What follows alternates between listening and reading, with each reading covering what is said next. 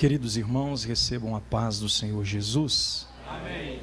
Que bom, que privilégio estar com vocês aqui pela primeira vez, servindo ao Senhor nesta igreja. Confesso a vocês, meus irmãos, que vindo para cá, meu coração estava regozijando em Deus, pela bênção de poder pregar na Assembleia de Deus de Belo Horizonte pela primeira vez. São quase 13 anos de ministério e depois desse tempo, essa porta se abre e o meu coração está feliz em Deus por estar aqui. Quero aproveitar a gentileza que vocês já estão de pés. Por favor, abra sua Bíblia. Evangelho de Jesus Cristo segundo João.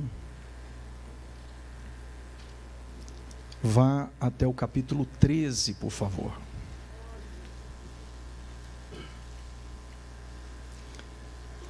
Vamos ler apenas o primeiro versículo deste capítulo. Enquanto vocês se prontificam para juntos lermos, eu quero agradecer a Deus pela bênção de estar aqui, pelo privilégio tão honroso de ser útil ao seu reino e servir a sua igreja. Que bom poder estar entre irmãos. Estou feliz em conhecer o pastor Daniel, que é o anjo a quem Deus confiou o rebanho aqui nesta região.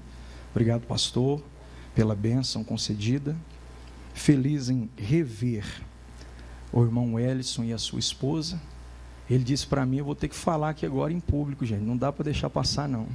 Diz ele que é um casal de periquito que veio para Belo Horizonte. Eu não aguentei, quando ele falou eu fui obrigado a rir, né? Então ele confidencia e eu espalho para que vocês saibam. O Ellison está sendo ladeado aí pelo irmão Mateus, são os líderes desse conjunto. E a vocês jovens que pertencem a esse grupo, meu muito obrigado por estarem me permitindo fazer parte da história de vocês. Amém, queridos? Estou feliz em rever o pastor Fábio Almeida. Tanto tem abençoado o Vale do Aço com as suas ministrações. Feliz também em rever aqui esse servo de Deus tão dinâmico no ensino, irmão Anderson Silva. Sou vai a Ipaba, eu não estou lá. Sou vai a Ipatinga, a gente não se vê. Mas hoje eu vim aqui e te vi, rapaz. Que bom, que bom. João capítulo 13, meus irmãos, versículo 1, se vocês encontraram, manifestem-se dizendo amém. Amém. Diz-nos assim a palavra de Deus. Ora, antes da festa da Páscoa, sabendo Jesus que já era chegada a sua hora de passar deste mundo para o Pai, como havia amado os seus que estavam no mundo, amou-os até o fim. Se você puder e quiser, caso isso não te constranja, repita por favor, amou-os até o fim. Muito obrigado pela gentileza de estarem de pé, podeis retornar aí aos vossos assentos. Meus irmãos, eu já entro no texto, mas antes disso, eu queria fazer algumas considerações. A primeira delas é que eu disse a vocês que vinha muito feliz. O Ellison disse que teve um contratempo no trânsito. Eu fiquei tomando um cafezinho ali em Confins, no aeroporto, pensando, em tantas coisas que estão acontecendo na minha vida ultimamente. E muito feliz. De repente, eu recebo uma ligação de um moço. Hoje eu sou filho único. Eu tive um irmão, mas o perdi aos 18 anos de idade. E esse moço tem sido aquele amigo-irmão, sabe como é que é, né? E ele me liga dizendo que o pai está entubado e aquilo me abateu um pouco. E que o médico disse que hoje o paciente mais grave do hospital é o pai dele. Aí ele já ligou chorando e aí haja coração para aguentar, né? Eu orei ao Senhor nessa tarde, depois de tudo isso que aconteceu, porque eu confesso a vocês aqui, publicamente, que eu sou altamente dependente de Deus para pregar. Sem a graça dele eu não dou conta de pregar. Então eu fui buscar ao Senhor em oração, para Ele direcionar um texto, iluminar um texto ao meu coração para falar a vocês. É muito comum para nós pregadores, levarmos uma sacolinha de mensagem junto da bagagem, e a gente prega ali, prega lá, prega acolá, é assim ou não é? Os pregadores aí. Porque não dá conta de receber texto novo, iluminação nova todo dia. Mas hoje, com essa situação toda aí, eu me vi muito quebrantado na presença de Deus, e eu pedi ao Senhor que falasse. E quantos creem que Deus fala aqui? E Deus iluminou essa passagem bíblica ao meu coração. Eu amarrando o sapato para vir para cá, o Espírito de Deus comunicou ao meu coração, sinalizou ao meu coração. Eu vou pregar para vocês aqui agora o que Deus já pregou para mim. Vai ficar fácil porque segue em caráter testemunhal. Deus já falou comigo o que eu vou falar com vocês agora. Eu quero falar sobre 4 personagens, só 4, dos 12 que estão inseridos nesta história. O colégio apostólico é a direção que o texto nos dá para aqueles que Jesus os amou. São 12 pessoas que estão inseridas nesse último culto ou última ceia, como vocês preferirem. Jesus está em uma reunião de porta fechada, são 13 pessoas presentes. O orador, Jesus, o Messias. E o público são os discípulos ou o colégio apostólico. Este último culto é regrado por muitas emoções, entre as quais eu queria destacar 4 delas pelo perfil desses 4 personagens que ao longo da mensagem eu pretendo mostrar a vocês, em especial mostrar dentro desta ideia textual também a proposta temática que vocês estão utilizando, que é justamente sobre convicção, isto é, convictos. Eu vou mostrar para vocês que entre esses personagens tem um indivíduo que tem muita convicção do que quer. Em contraproposta, existem outros 3 com falsa convicção, com equivocada convicção e com falta de convicção.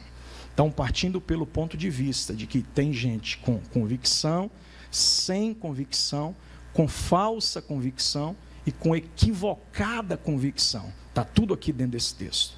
Eu queria até falar sobre Daniel, e não sendo redundante, novamente, a temática, eu pensei que, por se tratar de um texto por demais pregado, eu pedi a Deus, Senhor, se o Senhor quer que eu fale em Daniel, eu falarei. Mas fala algo novo no meu coração, porque seria muito assim, meio que familiar demais falar daquilo que a gente já está atualizado. E aí eu pensei também em falar em João 6, sobre a multiplicação e as multidões presentes naquele, ou 4 níveis de personagens presentes naquela multidão. Mas por fim eu estou convicto, e isso é muito bom, porque foi justamente isso que Deus ministrou no meu coração, convicção sobre o que eu deveria falar. Então preste muita atenção, porque a partir de agora, de forma muito simples, tá ok? Sem enfeitar o pavão, de forma muito simples, mas com nutrientes espirituais para sanar a nossa deficiência desnutritiva dos dias atuais. Eu tenho uma palavra de Deus que vai meio que dar uma pintadinha de sal aí, para você degustar melhor o que Deus tem para você alimentar aqui esta noite. Como eu disse a vocês, este é o último culto, ou a última reunião. Jesus faz questão que isso seja separado do público. E é bom lembrar a vocês que Jesus sempre estava acompanhado por não pequena, isto é, quando o texto diz não pequena, é o paradoxo, está dizendo que é numerosa, é extremamente grande a multidão que acompanhava Jesus. Mas mesmo sendo uma grande multidão que sempre o seguiu para esta reunião em especial, ele faz com que grande parte dos que estavam presentes enquanto ele caminhava em seu ministério, ficassem do lado de fora desta reunião, e somente 12 adentrassem. Quando nós vemos 5.000 homens, fora mulheres e crianças acompanhando Jesus, a gente tem uma ideia aí, jogando bem embaixo, na pior das possibilidades, cerca de 10.000 pessoas caminhando atrás dele. A mulher do fluxo de sangue exemplifica com muita propriedade que realmente era difícil até se aproximar pelo quantitativo de pessoas que estavam próximos dele. Mas para essa reunião, diferente do que está acontecendo costumeiramente, nem para os 70 que foram enviados, ele dá o privilégio de participarem. Vão participar dessa reunião somente pessoas selecionadas a dedo.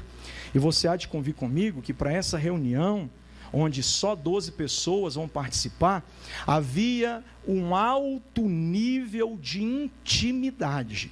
E como culto é de intimidade, e a mesa que está posta é a mesa da comunhão, nós de imediato imaginamos que todo mundo que está dentro desse culto de intimidade participando desta mesa de comunhão, está de fato vivendo um alto nível de espiritualidade.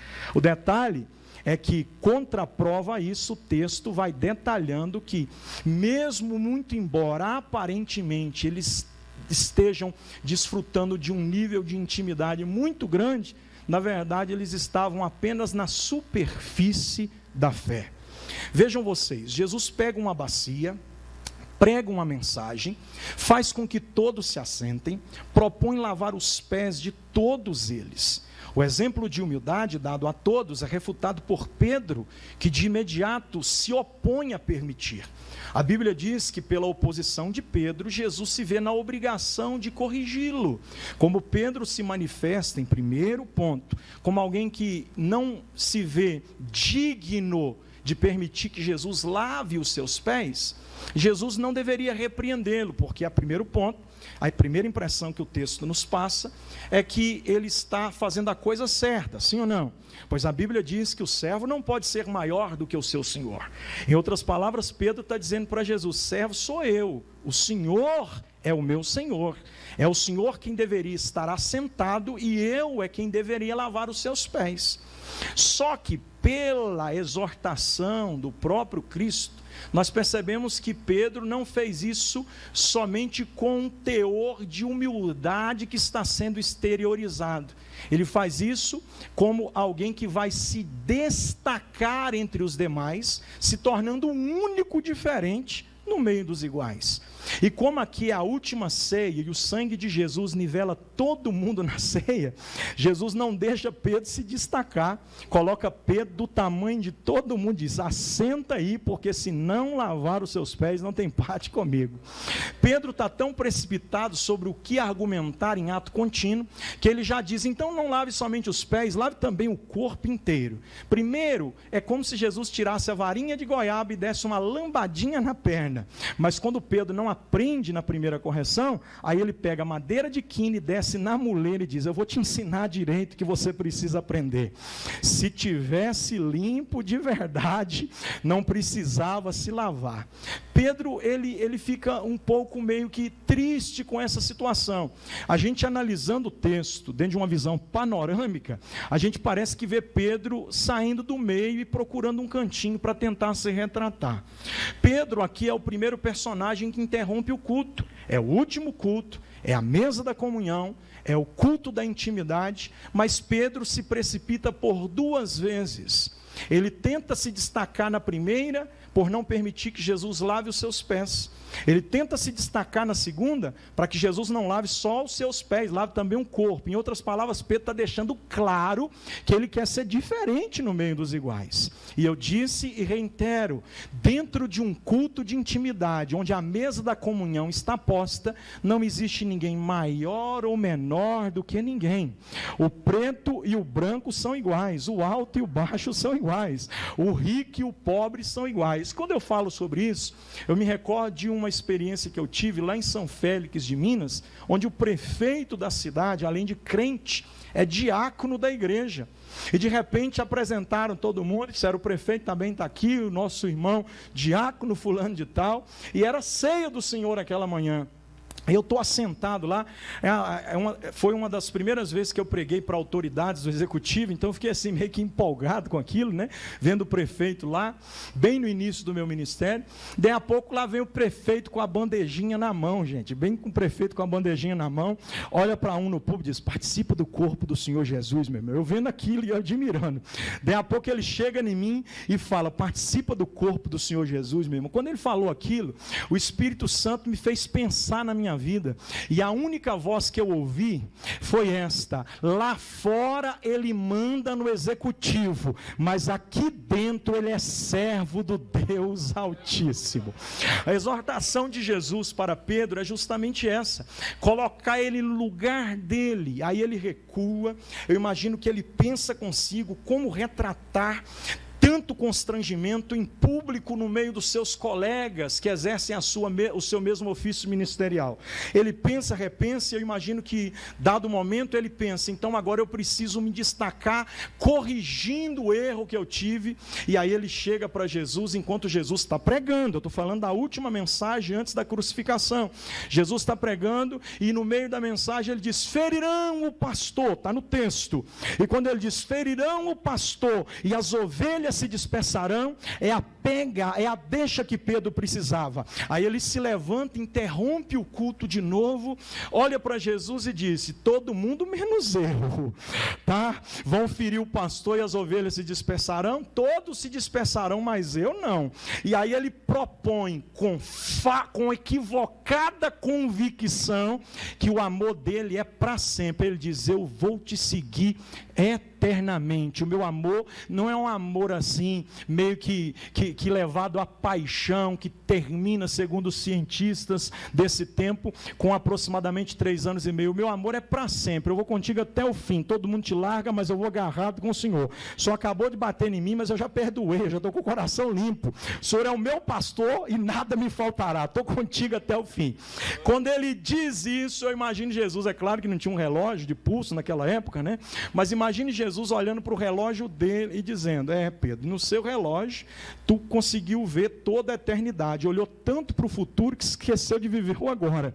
Só que no meu, que não é como o teu, que é o Cromos, pois o meu é o Kairos, eu dei uma olhadinha no daqui a pouco, eu sinto muito dizer que nem passa de hoje, vai ser daqui a pouco que tu vai me negar e vai ser 3 vezes. Agora imagine o semblante de Pedro caindo mesmo, e ele se arrebentando internamente. Poxa vida, eu digo que eu vou com ele até o fim, e ele diz que só pode que não gosta de mim. Uma hora ele diz que eu estou cheio de demônio, depois que eu disse que ele é o Cristo. Outra hora ele disse que o diabo veio aqui e disse que queria se andar com a minha vida como trigo. E agora ele está quase que me impondo para fora desse culto, eu não estou aguentando mais tanta pancada. Eu imagino Pedro indo lá para a última cadeira e assentando lá e ficando caladinho, caladinho, caladinho. Pedro vai me ensinar algumas lições, e de forma bem ligeira eu falo a vocês quais são. A primeira lição que Pedro me ensina é que a sua preocupação com o futuro o desconecta do ambiente de intimidade e o impossibilita de desfrutar da mesa da comunhão, porque a sua visão, a sua perspectiva não está presa ao momento em que ele está vivendo. Ele está pensando com um olhar muito futurista, que segundo a ciência desse tempo, que são os psicanalistas que estão apontando para esse tão grande problema social, que é a ansiedade, Pedro está meio ansioso com o que vem depois. Enquanto ele pensa no que vem depois, ele se esquece de aproveitar o agora. E quem estava na frente dele é o Deus Emanuel, é o Deus conosco, e ele não viu isso. É a mesa da comunhão, é o culto da intimidade, mas Pedro está na superficialidade espiritual. Pedro me ensina, com a sua equivocada convicção, que era de amor eterno, que ele ia deixar de amar com tanta intensidade, e não ia ser nem amanhã não, ia ser hoje mesmo, e ia ser daqui a pouco. Então olha para mim aqui, jovens, som e paz, igreja do Senhor que está aqui presente, ministério que se reúne comigo aqui no altar. A gente precisa aprender com os erros de Pedro, a não cometermos o equívoco de pensarmos demais no que está por vir e deixarmos de viver o agora. Eu sei que tem gente aqui dentro essa noite comigo, como o pastor Fábio me mencionou aqui agora, ele está vivendo o culto agora, mas ele disse, não repara que depois do culto eu já tenho um compromisso, mas ele está ligado no culto, eu estou vendo que ele está ligado no culto. Tem alguma coisa que vai acontecer depois, mas não está atrapalhando o que ele está vivendo agora. Enquanto a gente pensa muito se vamos conseguir ou não aquisição daquele bem, porque o nosso subconsciente é dominado pelo poder possessivo de ter, adquirir, conquistar, possuir. A gente vem para um culto como esse, e o irmão cantou, e eu vi que o clima do culto até mudou, quando ele disse que ele não veio aqui pedir mais um milagre, ele veio aqui buscar renovo, isto é, o culto culto está acontecendo e a pregação cantada já foi ministrada ao meu coração. O que vai acontecer depois não me importa, meus irmãos. É por isso que a briga teológica entre os calvinistas e os arminianistas não cessam. Eles estão preocupados com o arrebatamento da igreja, cada um tem sua tese escatológica, e uns são pré, outros são pós, e agora tem uma terceira linha que são os meso, e aí estão brigando se vai ser antes, durante ou depois da grande tribulação, arrebatamento da igreja. E a pergunta que eu mais recebo por onde tenho passado pregando é: qual é a minha posição teológica quanto a isso? E eu digo a eles: está pronto para quando acontecer, porque o importante não é se vai ser antes, durante ou depois, é se eu estarei preparado para subir quando acontecer. Eu quero convidar você a não errar como Pedro e conectar-se no agora, porque o culto está acontecendo e Jesus está aqui. O que vai acontecer depois é consequência. Tá? O Deus que domina os tempos e as estações, Ele sabe o que vai acontecer depois. Em Atos 1, na introdução bem expressada por Lucas, nos primeiros versículos até o verso 8, você vai perceber que há um diálogo. Jesus diz: estou indo, e os discípulos dizem: mas quando é que será o tempo que o Senhor vai restaurar o templo? Jesus olha para eles e diz: a vós não é dado saber das estações nem dos tempos que o Pai estabeleceu pelo seu próprio poder. Gente, deixe que o dia de amanhã cuide de si mesmo, disse Jesus. O que vai acontecer amanhã? Olha, gente, eu saí de casa cheio de alegria, cheio de paz, cheio de felicidade, mas o meu telefone tocou dizendo que o pai do meu amigo bateu de frente, moto com moto, e está entubado na UTI, e só Deus sabe se amanhã a gente vai acordar e ele ainda vai estar vivo. Essa notícia é que ele já morreu, porque o amanhã é muito incerto. Eu disse a vocês que tive um irmão, eu estava preparando para uma manhã missionária gloriosa, me deitei no sábado à noite dizendo: amanhã eu vou para aquele culto e eu quero adorar com muita vontade. 4 horas da manhã tinha gente batendo na janela da minha sala, me gritando, dizendo: vem que o seu irmão sofreu um acidente, e pelo jeito foi muito sério. E quando eu chego no hospital, diferente de ter ido para o culto como eu previa no dia de amanhã, foi para o culto fúnebre do meu próprio irmão. O dia de amanhã é uma incerteza. Jó acordou cedo, preparou os 10 cabritos ou os 10 cordeiros, como você preferir, e disse: hoje eu vou adorar. É uma adoração por antecipação. Eu quero oferecer ao Senhor um sacrifício antecipado pelos supostos pecados do meu filho, dos meus filhos. Enquanto o Jó está preparando para ir para o culto, o diabo está se preparando para vir impedir ele de ir para o culto, mas quando ele não vai para o culto, ele vai para a cinza, como se tivesse culto, depois de já não ter mais culto, e diz: Deus deu, Deus tomou, bendito seja o nome do Senhor.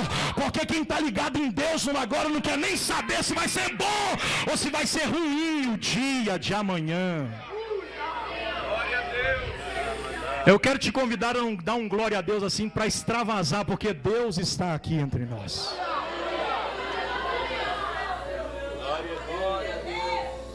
Pedro está com a convicção equivocada. Deixa eu caminhar com vocês para não extrapolar o horário que me foi proposto aqui. Além de Pedro, tem um segundo personagem, e eu quero destacá-lo aqui agora. Judas Iscariotes também está presente.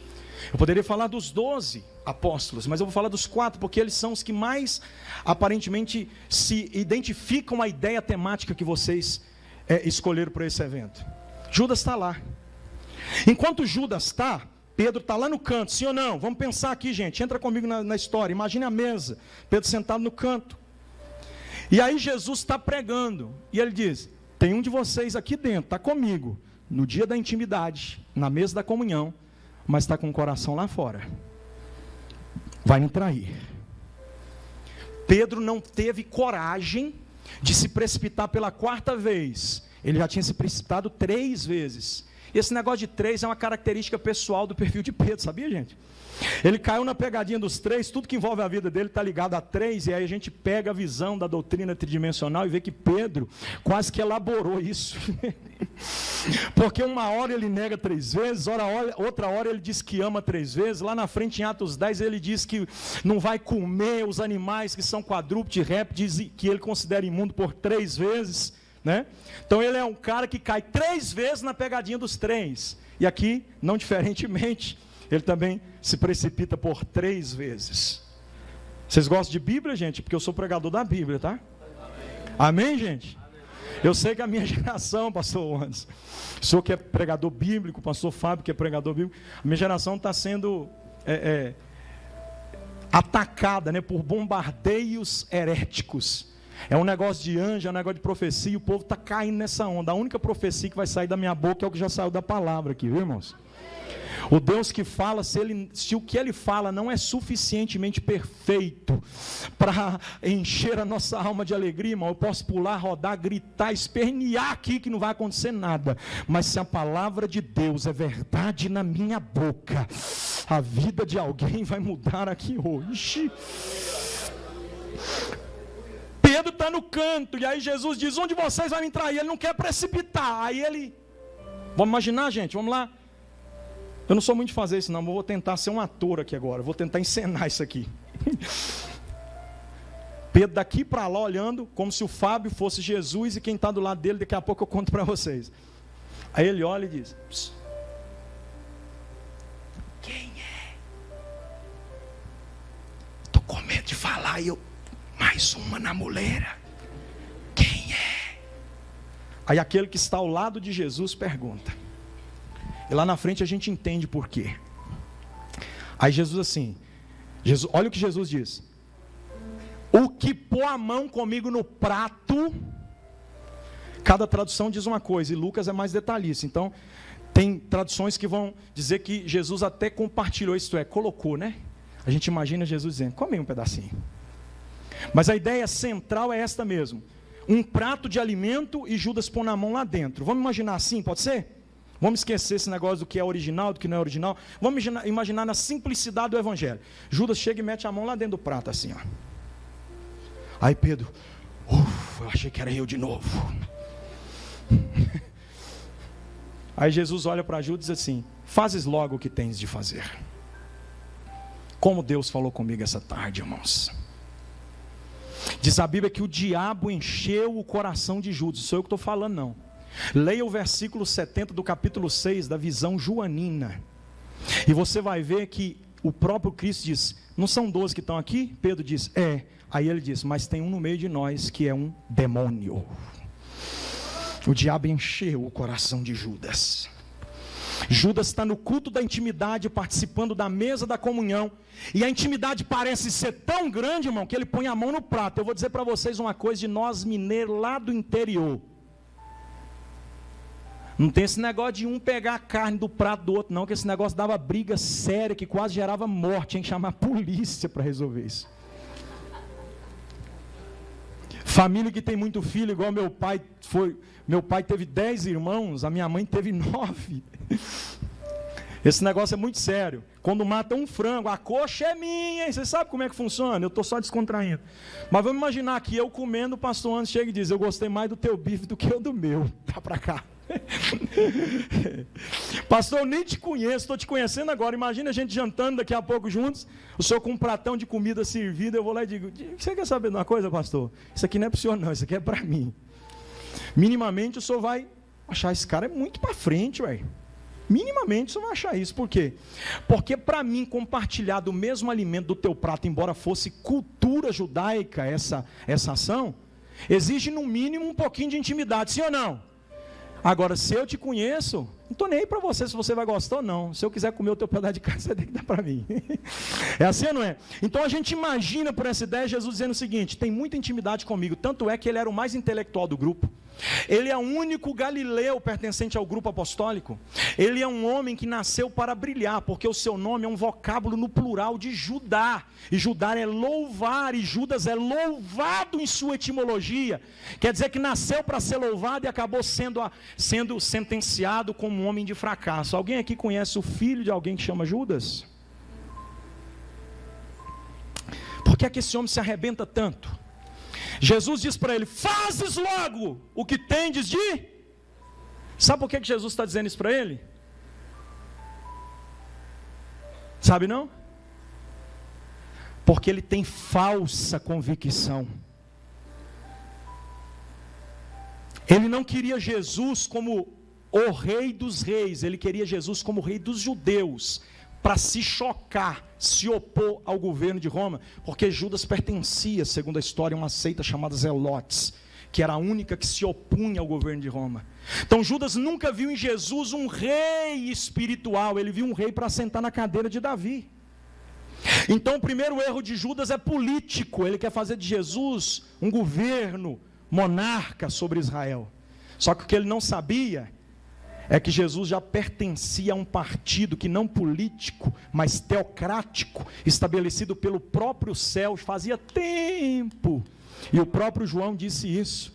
Quando ele viu Jesus de cima para baixo, ele foi descendo, cabelo branco, olhos como chama de fogo, sua roupa é clara como a neve, tem um cinturão, aí daqui a pouco ele chega na coxa, quando ele chega na coxa ele diz, Rei dos Reis e Senhor do Senhor. RRSS é o partido do Cristo a quem nós servimos, é poder teocrático absoluto.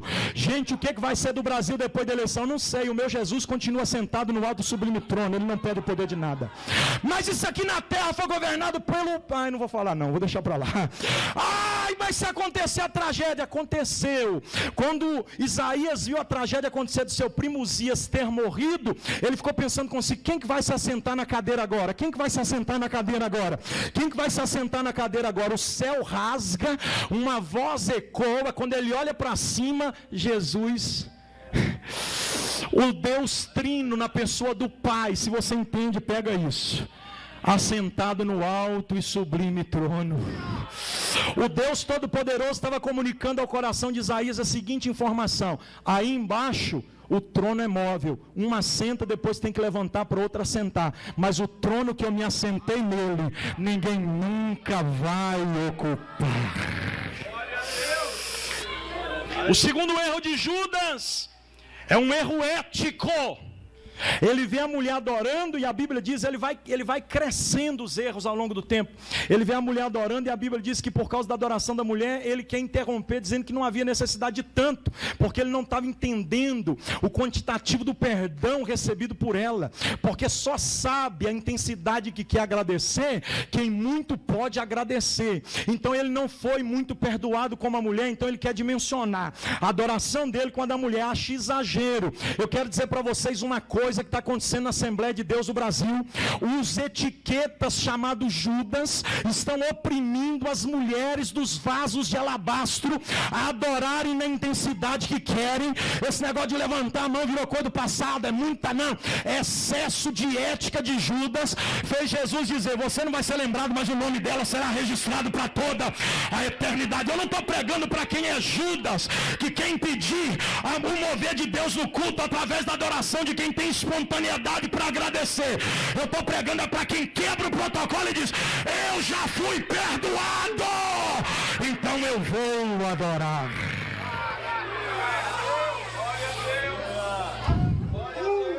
O terceiro erro dele é moral. Diz a Bíblia que ele punha no bolso dele um bocado que da bolsa ele tirava. Comete um erro político, um erro ético, um erro moral e por fim um erro espiritual. Diz a Bíblia que ele deixou o diabo entrar. Aí Jesus olhou para ele e disse, fazes logo. Como se estivesse dizendo, já que a tua cabeça está no ontem, vai resolver o teu agora por causa do ontem que ficou mal resolvido. Tem alguém aí, gente? Vocês estão aí ainda? Vai apertar um pouquinho.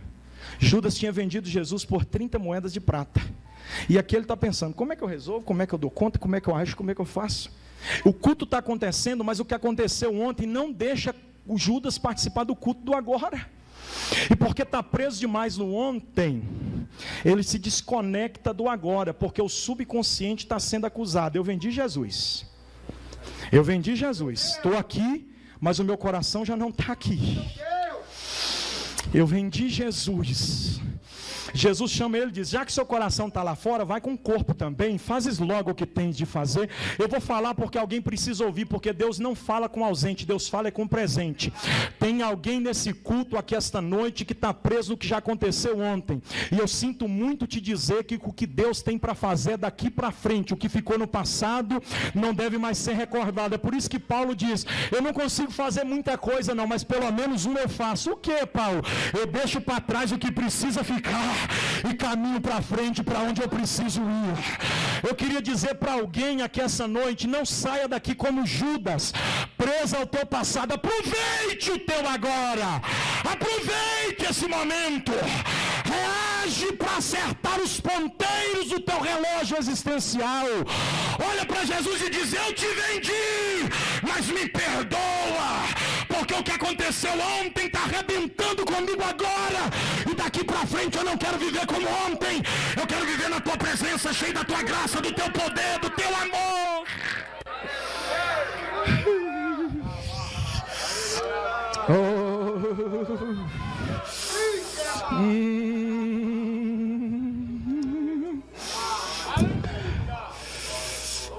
Judas está com um problema sério para resolver, mas não sabe como. Aí ele sai, porque ele tinha falsa convicção. Ele tinha convicção que Jesus seria político, não foi. Ele tinha convicção que a mulher estava errada na adoração, não estava. Ele tinha convicção que aquilo era muito dinheiro para ser gasto com outras coisas, com pobres, viúvas, órfãos e necessitados. Então ele fazia caixa 2. Ele tinha convicção que era de Deus, mas na verdade seu coração já era do diabo. Cuidado com a falsa convicção. Terceiro personagem é o caminho para concluir. O terceiro personagem que se destaca nesse texto é Tomé. Diferente de Pedro, que tem equivocada convicção, diferente de Judas, que tem falsa convicção, o irmão Tomé não tem convicção. Sabe aquele tipo de gente que participa do culto, mas para ele tanto faz se a água está descendo ou subindo em cima da ponte? A expressão desses dias, vou trazer dentro do vocábulo mais popular, seria contingente. É alguém que tanto faz. Você conhece gente assim, meu irmão? Hã? Só que uma hora o tanto faz a gente questionar como faremos diante de tudo que já se fez. Aí ele olha para Jesus. Eu estou falando para vocês sobre o que aconteceu no capítulo 13. Eu vou pular o capítulo para mim ganhar tempo aqui, porque senão eu vou extrapolar. Quando a gente entra no capítulo 14, Tomé está no diálogo, né? Só que é o seguinte, a resposta de Jesus dada para Tomé, porque a pergunta é nos últimos versículos do capítulo 13. Estão pulando a pergunta, porque Jesus está dizendo: eu estou indo para o Pai. Não é assim que Jesus está falando? É ou não é, gente? Filipe está com o coração perturbado, e aí ele perturba o coração dos demais, porque é assim, pastor. Crente cheio do Espírito Santo contagia os crentes que estão vazios para serem cheios também. Mas crente perturbado perturba a mente dos outros para eles se perturbarem também.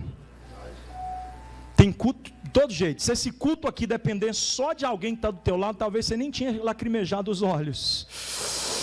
Porque o que tem de gente perturbada nos cultos de hoje, eu já vi gente brigando com o outro dentro do culto, mascando chiclete com os braços cruzados, descaradamente olhando para mim como se estivesse dizendo: vamos ver se vai sair alguma coisa desse cara rosado aí. Aí fica mascando chiclete lá assim, ó, como se eu tivesse vindo para dar culto para ele, gente. Culto não é o pregador que dá para a igreja, culto é a igreja que dá para Deus. Nunca existiu culto ruim, o que sempre existiu foi crente ruim para cultuar. Aquele contingente está lá. Aí de repente, Jesus vai responder a turbação do coração de Filipe, que está perturbando os demais. No capítulo 14 ele começa assim: não se turbe o vosso coração. Credes em Deus, crede também em mim. Na casa de meu pai há muitas moradas. Se não fosse assim, eu não teria dito que vou vos preparar lugar. E quando eu for e vos preparar lugar, voltarei e levarei vocês para mim. Levarei vocês para mim mesmo, para que onde eu estiver, estejais vós também. Tomé estava no culto desde o início, sim ou não? O culto está quase acabando, gente. A bênção apostólica está quase sendo empretada. E Tomé acorda no último momento do culto e diz assim: peraí, Jesus. Pedro interrompeu, Judas também, mas eu achava que não ia interromper, mas eu preciso interromper. Só um minutinho, daqui a pouco o senhor continua pregando. Para onde é que a gente vai se o senhor até agora não falou nem qual é o caminho? Ele está com um caminho na cara dele, Fábio. E está perguntando para o caminho, onde é o caminho? Que cara sem convicção, gente. O que tem de gente dentro da igreja dizendo que é crente, tem cara de crente, cumprimento como crente, tem credencial de crente, carteirinha de crente, participa dos cultos como crente, levanta a mão como crente, de vez em quando até um glória a Deus, muito difícil, mas de vez em quando até um glória a Deus como crente, mas até hoje nem sabe quem é Jesus. E o culto está acontecendo, tem gente de todo jeito nesse culto. Aí Jesus, para esclarecer qualquer dúvida desse homem sem convicção nenhuma, Jesus olha para ele e diz assim: Está olhando para ele. Eu sou. Versículo 6 do capítulo 14. O caminho, não somente o caminho, a verdade, não somente a verdade, e a vida. Aí o que mais me encanta é isso aqui, para ele provar que ele diz: e ninguém vem até o Pai. Ele não está dizendo para Tomé: vocês terão que ir sozinhos. Ele está dizendo para Tomé: eu é quem estou conduzindo vocês. Eu é que sou a ponte que religou, o caminho que se abriu. Eu sou o segundo Adão. Vocês venham comigo. Por mim. Maravilha. Aleluia. Está sentindo eu sou aqui?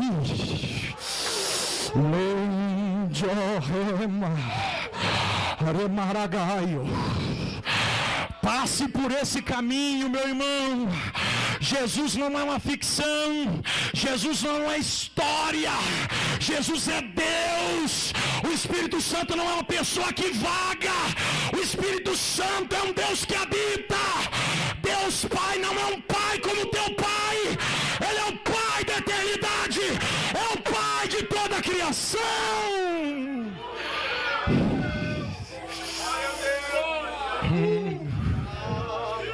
Oh, aleluia. Oh, aleluia. Oh, aleluia. Vamos caminhar para a conclusão. O último personagem desse texto. Oh, bendito seja o nome de Jesus. Enquanto tem um que tem equivocada convicção, um que tem falsa convicção e um que nem convicção tem também um que tem convicção. Aleluia. Talvez você já está cansado de ouvir essa mensagem. Eu disse para vocês, não é nem uma novidade, é o que você está cansado de ouvir, só estou te relembrando. A Bíblia diz que depois desses 3 homens interromperem esse último culto de intimidade, nesta mesa de comunhão, tinha um homem lá, que tinha tanta convicção, que ele não quis assentar longe. Tira a Bíblia, por favor. Ele quis ficar perto. Tem um moço que tem um problemazinho, ele é meio que autista lá na nossa igreja, e ele gosta demais de mim, porque toda mensagem que eu prego com esboço, quando eu acabo de pregar, ele já toma de mim.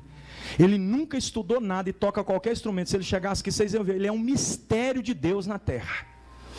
Quando ele quer sentar perto de mim, tem alguém sentado, irmão, acredite se você quiser, olha o que ele faz. Ele vai batendo assim, ó, e ele é gordão, sabe? Até ele caber entre nós.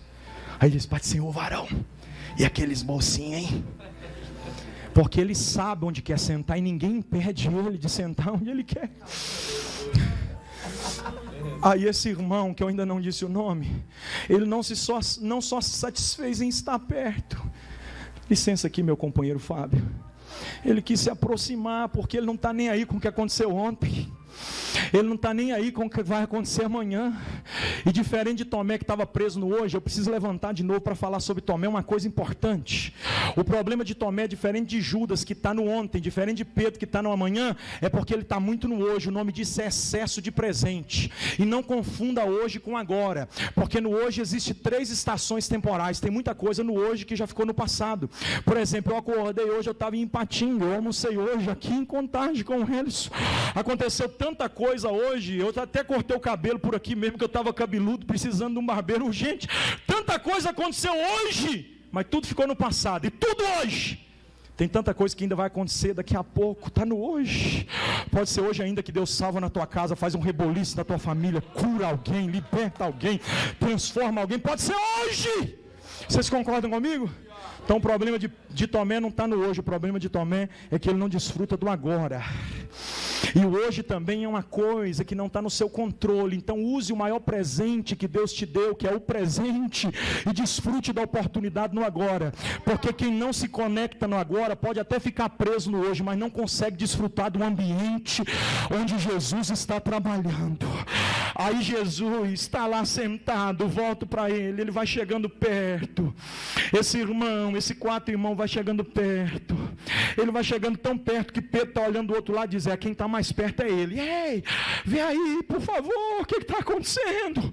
E ele vai chegando tão perto, que daqui a pouco ele deita no colo de Jesus. Ele está dizendo para Jesus: o que aconteceu ontem ficou no ontem. O que tem que acontecer hoje vai acontecer hoje. O que tem que acontecer amanhã vai acontecer amanhã. Mas eu estou aproveitando é o agora. Tu és o meu Salvador. Tu és o meu Redentor. E eu não vou te adorar amanhã, porque eu não sei se eu vou estar lá. Eu não vou lembrar da adoração que eu fiz ontem, porque eu não sou saudosista. E nem vou ficar preso no que está acontecendo hoje, porque eu não controlo o tempo. Mas de uma coisa eu sei: agora o Senhor está aqui. Agora eu também estou aqui. Então eu não vou só adorar, eu vou me entregar, eu vou debruçar, eu vou adorar com intensidade. Deixa eu ver se tem adoradores aqui esta noite.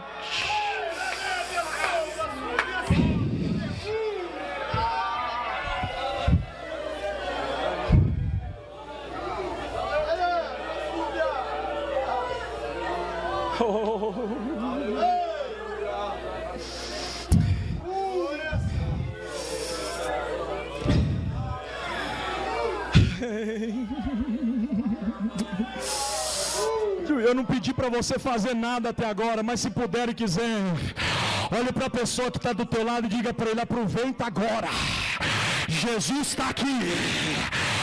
Entra na presença dele adorando, glorificando, exaltando. Aproveita.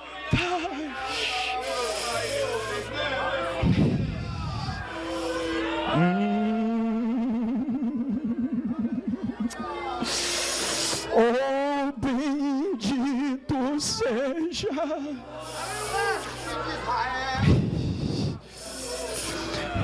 Enquanto eu orava no hotel, o Espírito Santo ministrou isso no meu coração. Sabe por quê? Os nossos cultos têm sido mecanizados. Eu falo a começar de mim. Quantas foram as vezes que eu cheguei para pregar, naquela correria, naquele atropelo contra o tempo, e mal coloquei o joelho no chão para dizer: Jesus, abençoa o teu povo e fala com a tua igreja. Peguei meu esboçado, está até aqui, ó, que tem umas 200 mensagens prontas. Abri nenhuma lá e diz: ó Espírito Santo, me ajuda. A obra de Deus não é assim. O que aconteceu, aconteceu. O que vai acontecer, acontecerá. Aproveite agora, jovem. Aproveite o momento, jovem. Não deixe o seu culto ser um culto mecanizado. Não deixe os tempos dominarem o teu culto agora. Não permita que nada invada a tua intimidade com Ele, porque você é privilegiado. Tem 5.000 pessoas do lado de fora, fora mulheres e crianças que não entraram. Tem 70 que foram enviados que não entraram. Se você entrou para esse culto, é sinal de que Jesus quis que você estivesse nele. Não saia daqui como Judas, saia daqui como João, pelo amor de Deus. O culto acabou, pastor. Como agora também eu já encerro a minha oportunidade. Procure Pedro, você vai ver negando. Procure Judas, você vai ver traindo. Procure Tomé, que ele vai dizer: eu só acredito se eu ver o furo na mão dele. Agora procure João, por favor. Procure João. De um lado tem uma Maria, do outro tem outra Maria. E a primeira coisa que Jesus fala, depois de dizer: perdoa eles, Pai, quando ele está no alto do Gólgota, é olhar para Maria e dizer: tá aí, ó, João veio, aí o teu filho. Glória seja dada ao nome de Jesus. Quem adora de verdade nunca vai conseguir abandonar Jesus. Sabe por quê? Porque quem adora com convicção, caminha com convicção. Ele passa pela prova com convicção. Não é vento que te tira da presença de Deus. Não é: ah, pastor não visitou, para de graça. Adorador de verdade está caminhando até quando a cruz está posta, até quando o Gólgota está espremendo. Adorador de verdade não abandona Jesus, caminha com Ele. Oh.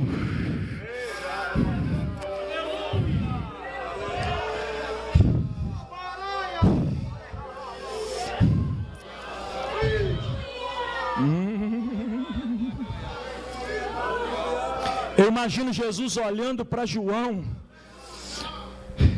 com o coração feliz e dizendo: eu sabia que você vinha, cara. Eu sabia que você não ia deixar de vir aqui hoje. Pelo calor da tua adoração, eu vi que você tem convicção para me servir até o fim. E por causa disso, você nem vai morrer igual os demais. Eu vou te manter vivo para uma revelação. Orei, Jorema. Gente, eu sou pentecostal e eu estou me segurando aqui para pregar. Se tem só eu, deixa que eu vou adorar sozinho. Mas se tem mais alguém, tem um negócio de Deus descendo aqui, ó. Lema Camacília, Jocontoro Séria, Labacobidara Canto Ré, Iondro Sideremaia, Inda da Cité, Inda da Cité, Inda da Cité. Deus está falando na minha boca. Para adorador com convicção, eu tenho futuro de revelação. Para adorador com convicção, eu tenho futuro de revelação. Se o Senhor me permite, pastor, eu quero orar com a igreja. Fiquemos de pé, meus irmãos, por um instante só, por favor.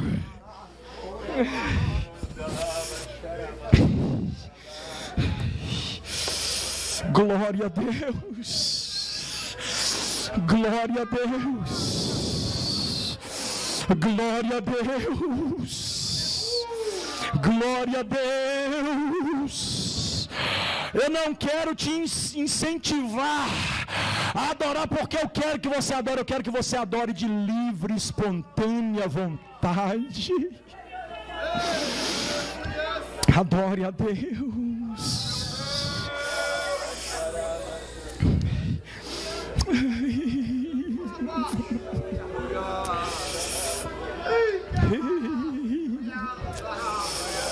Pastor Fábio, meu amigo, para todo adorador com convicção, Deus tem futuro de revelação. Eu queria que você abraçasse essa pessoa, caso possa fazer assim. Eu não tenho que te obrigar, mas é aconselhável que faça, por favor. Abrace alguém e diga para ele assim: para todo adorador com convicção, Deus tem futuro de revelação.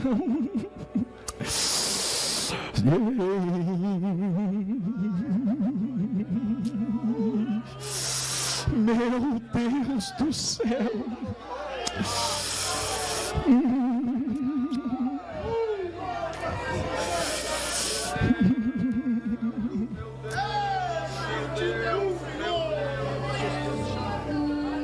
Irmã Milena, me auxilia aqui, por favor. Eu preciso dar ouvido à voz do Deus que está falando. Vem aqui perto da esposa do pastor. Fica aqui, próximo aqui, por favor, ela. Dá um abraço nela, irmã Milena. Essas coisas aos mistérios dos crentes. Tem gente que acha que não precisa. Precisa. Nesse abraço, Deus ministra no coração dela. O teu futuro eu já escrevi. Descansa na minha presença. Porque enquanto o tempo passa, eu te revelo gradativamente esse mistério. Olha que coisa linda que Deus está fazendo na vida dessa irmã aqui, gente. Isso aqui não é para qualquer um, não é para quem crê. E quem não crê fica aí de boca aberta chupando dedo. O Deus que fala está dizendo para alguém: eu ainda tenho revelação para adorador com convicção. Eu ainda tenho revelação. Coloque a tua mão no coração, por favor, vai. Senhor, eu preguei a tua palavra.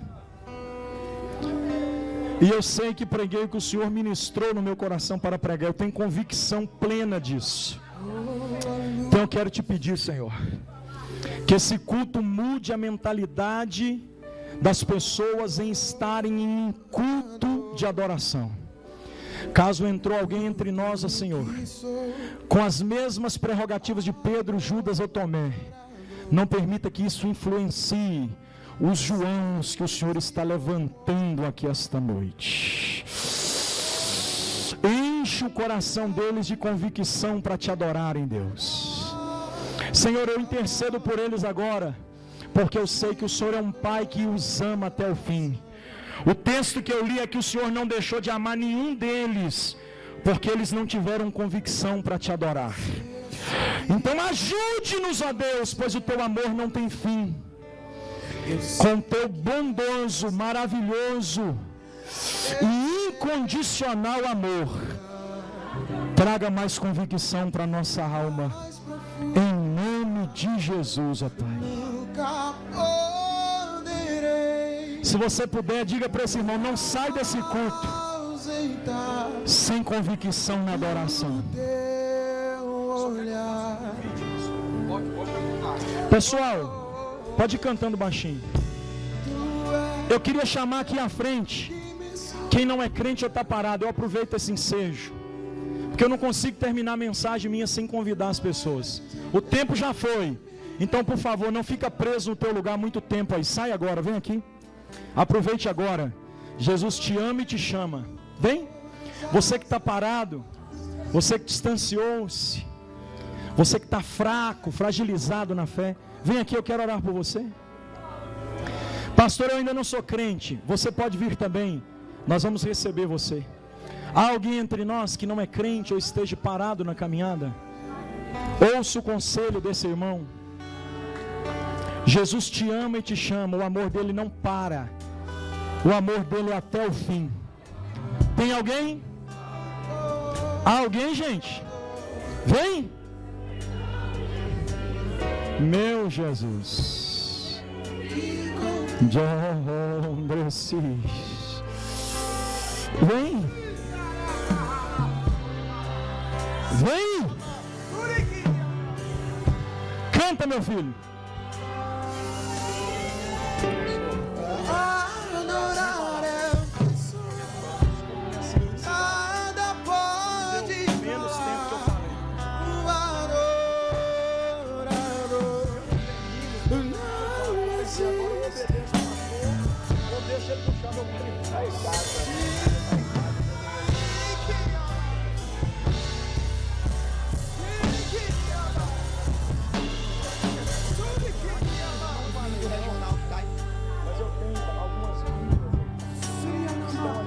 Se eu descer, se eu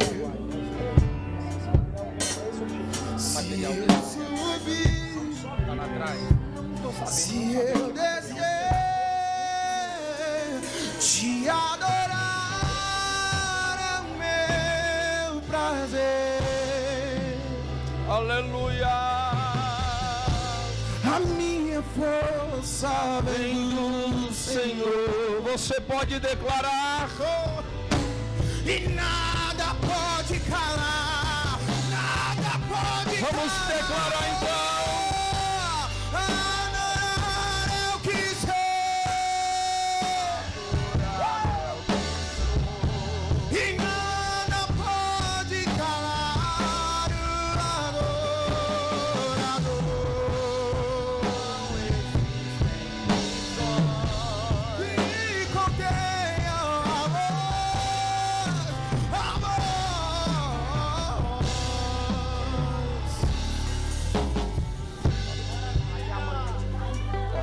Aleluia. Ainda de pé, queridos, nós queremos aqui nesta noite colocar uma vírgula. Amanhã, às 19 horas, estaremos aqui, domingo de manhã, domingo à noite. Queremos aqui agradecer, pastor Cláudio. Deus seja louvado, muito obrigado. Que Deus continue abençoando sua vida, sua família, seu ministério. Quantos querem agradecer a Deus pela vida do pastor Cláudio Calais? Amém? Juventude do Eldorado, Deus abençoe vocês. Leva um abraço ao pastor Antônio de Paula, que Deus continue abençoando. Marquinhos, leva um abraço àquela turma abençoada ali do Eldorado, em nome de Jesus Cristo. Queridos, após o término, tem um material do pastor Cláudio no lado de fora exposto ali. Não deixe de abençoá-lo. Haja visto que o material que ele tem ali, os valores arrecadados, são para abençoar um projeto também. Então, após o término, esteja abençoando a vida do pastor, porque ele também está abençoando um lindo projeto no Paraná, pastor? Paraguai, querido. Não deixe de abençoá-lo, amém? Pastor Clésio estará orando, ministrando a bênção apostólica a todos nós. Deus abençoe a todos em nome de Jesus. Saúdo a querida igreja com a doce paz do Senhor. Irmãos, eu estou saindo mais convicto nesta noite. Quem vai ser mais convicto? Levante a sua mão. Pai querido, eu sou grato ao Senhor, meu Pai, por tudo que o Senhor realizou aqui nesta noite, meu Pai querido, e nós temos convicção, meu Pai querido, que a tua igreja está indo, meu Pai, para casa, mais convicta, meu Pai, de te adorar, de esperar a tua vinda, meu Pai querido, e caminhar no teu santo caminho. Dê, meu Pai, a tua igreja, meu Pai, aleluia, essa convicção cada dia melhor. E se o Senhor vier nesta noite para arrebatar a tua igreja, que todos nós possamos subir a encontrar com o Senhor nos ares. Abençoe, meu Pai, o nosso pastor regional, pastor Daniel, e o pregador desta noite, pastor Cláudio, meu Pai, Calais. Toma ele em tuas santas mãos e abençoa a mocidade e a todos que aqui estão presentes. É o que nós pedimos e agradecemos no nome santo do Senhor Jesus Cristo, agora e sempre. Amém. E que o grande amor de Deus, que a graça de nosso amado e Salvador Jesus Cristo e a doce comunhão do Espírito Santo seja com toda a igreja do Senhor agora e sempre. Amém. Dê um abraço ao seu irmão e tenha uma boa noite na paz do Senhor.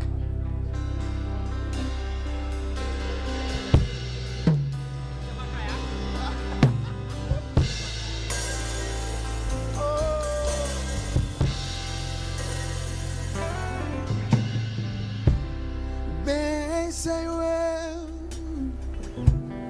que tudo podes e nenhum dos seus planos podem se frustrar.